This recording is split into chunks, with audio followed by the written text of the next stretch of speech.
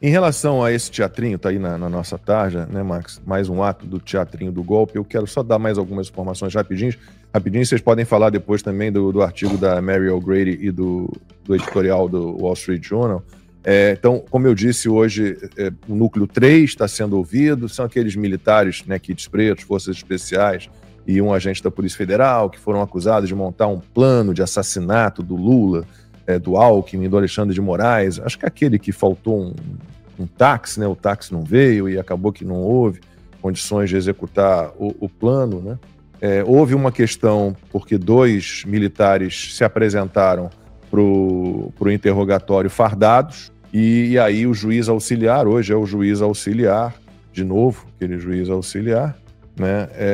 Rafael Tamay Rocha, ele proibiu que os 2 militares prestassem depoimento, participassem do interrogatório fardados. Veio com uma historinha de que a acusação é voltada contra os militares particularmente, e não contra o Exército Brasileiro.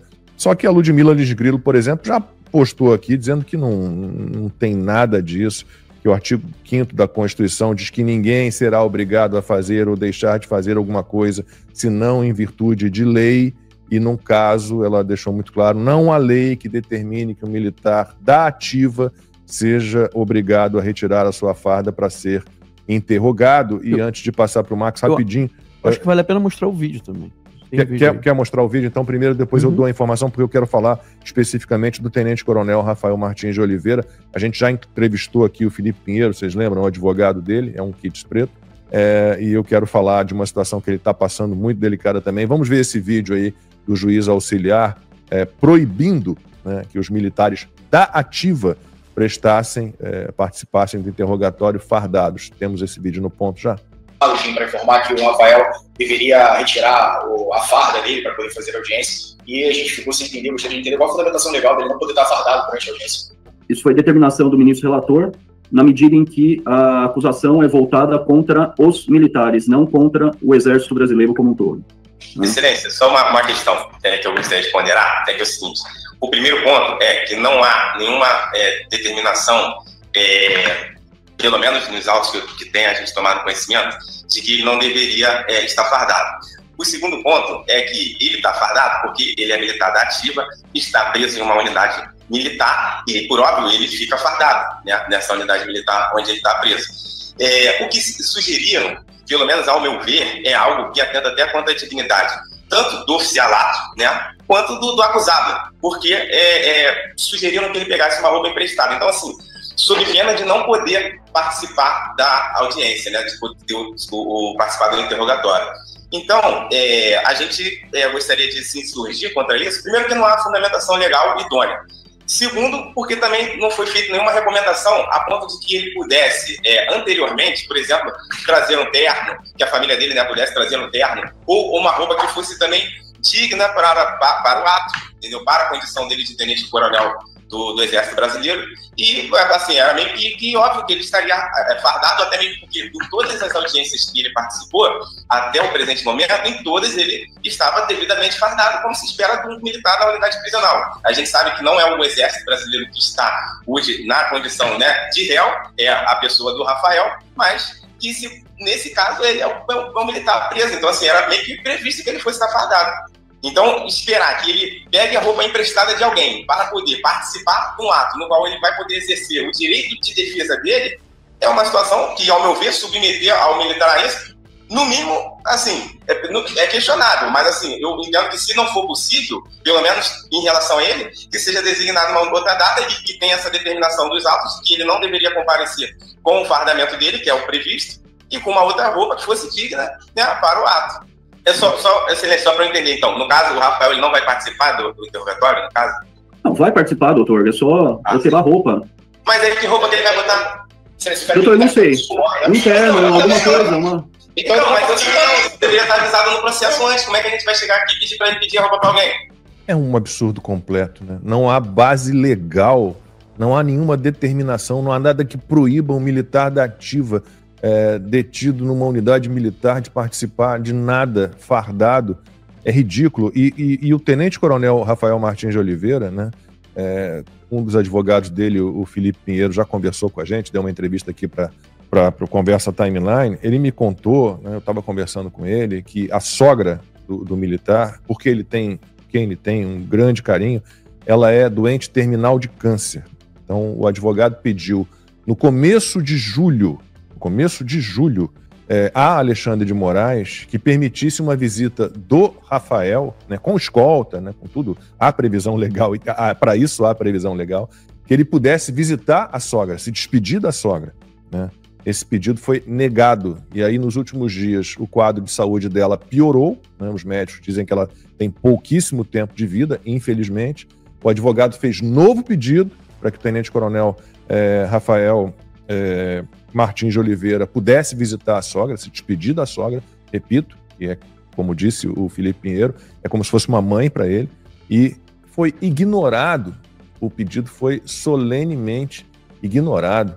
Eu não sei mais o que dizer não, cara. Max. Eu acho que a gente tem que parar de aceitar coisas que não estão na lei.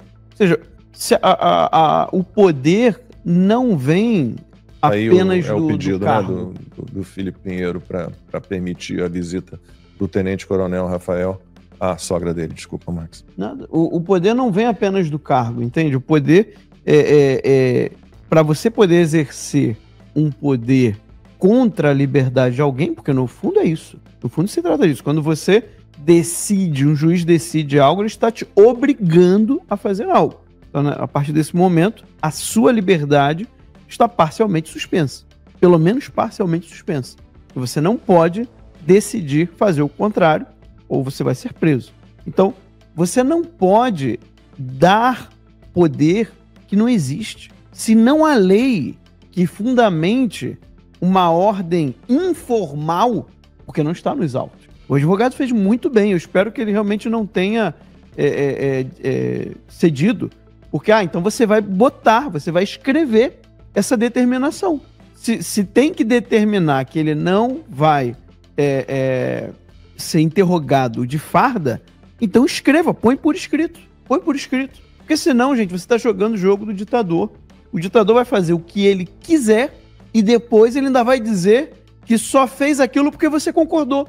Quando você for questionar por violações de direitos humanos, tortura, humilhação e tudo, aí a resposta dele vai ser o seguinte: não, ambas as partes entraram em acordo. E aí você vai dizer o quê? Que você não entrou em acordo? Então, assim, não dá para aceitar ordens ilegais desse tipo e de outros. Mas a gente tá vendo o tempo inteiro. É o famoso deixa disso. Ah, doutor, não. Poxa, doutor, me ajuda aí. O Alexandre de Moraes pediu. Vamos fazer isso daí. Tá bom? Combinado? Não pode. É ilegal. Se é ilegal, não deve ser cumprido. Se ele quer fazer uma ordem legal, então ponha por escrito que você está me obrigando a algo que você não tem o poder de me obrigar. Porque depois eu vou recorrer a outras instâncias internacionais, o que for. E eu vou ter a prova de que eu fui obrigado a fazer algo que a pessoa que obrigou não tinha poder para fazer isso. Isso é ditadura, gente. É isso que o pessoal não está entendendo. A ditadura é quando as leis não importam mais. Você não precisa mais de lei e você consegue decidir até contrariamente às leis. É isso que é ditadura. Porque você não tem mais o acordo social que a lei faz. A questão é, o que que limita o poder das autoridades? As leis. São as leis que limitam. Agora, se você começar a aceitar de boa, né, que mandem em você sem ter nenhuma lei que permite, você está colaborando. É isso que o pessoal não está entendendo. Quando os deputados aceitaram que o Hugo Mota podia proibir reuniões de comissões, sendo que ele não tem esse poder, eles estão colaborando. Tudo em nome da pacificação institucional. Não pode. Vocês acham que, imagina, tá? Imagina aí, o melhor nome para ser presidente da Câmara, Luiz Felipe, né? Vamos pensar que Luiz Felipe de Orleans de Bragança fosse o presidente da Câmara. E aí, o PSOL, o PT, queriam fazer reuniões de comissões durante o processo branco. Aí o Luiz Felipe chega lá e fala assim, não pode ter reuniões de comissões. Vocês acham que o PT e o PSOL iriam obedecer? Vocês acham que eles não iam ficar lá em protesto à decisão? É a mesma coisa. eles entendem muito bem sobre poder. Eles entendem muito bem sobre isso. O vídeo do Dirceu, se você for prestar atenção no que ele está falando, é uma aula. É uma aula de como reagir no momento em que você está em desvantagem. Porque o PT hoje tem uma grande desvantagem. Eles não tem como competir com o Donald Trump. Mas qual que é o problema deles? Eles também não têm como recuar. Então eles estão tentando aí parecer forte, né? É o famoso, quando você estiver fraco, né, pareça estar forte. É exatamente o que está acontecendo agora. O Alan trouxe um ponto importantíssimo. O Alexandre de Moraes nunca esteve tão enfraquecido. E aí a gente vai deixar passar uma oportunidade como essa. Se deixar esmorecer, eu não sei quando nós teremos mais um empurrão como esse, geopoliticamente.